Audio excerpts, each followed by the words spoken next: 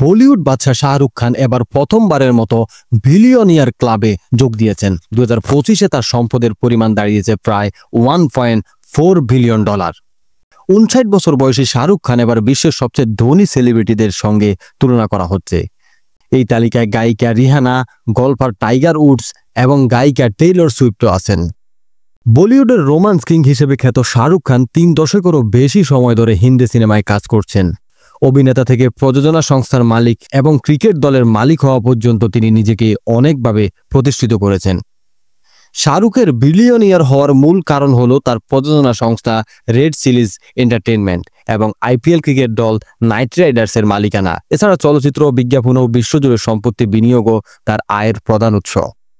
তালিকায় আরও রয়েছেন অভিনেত্রী জুহি চাওলা, অভিনেতা ঋত্বিক রোশন ও অমিতাভ বচ্চন এবং চলচ্চিত্র পরিচালক করণ জোহর।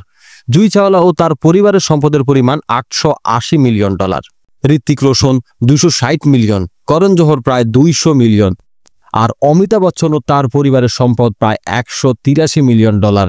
শাহরুখ খানের বিলিয়নিয়ার হওয়ায় ভারতের অর্থনীতির নতুন ধারা প্রতিফলিত করেছে।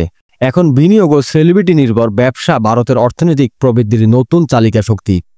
শাহরুখ খানের এই সফলতার প্রমাণ করে কেবল অভিনয় নয়, সৃজনশীল উদ্যোগ ও ব্যবসায় বড় সম্পদ গড়ার পথ খুলে দেয়। ভারতে মোট ধনীর সংখ্যা এবার 350-এরও বেশি ছাড়িয়েছে। শীর্ষ 2 স্থান ধরে রেখেছেন ধনকুবের মুকেশ আম্বানি ও গৌতম আদানি।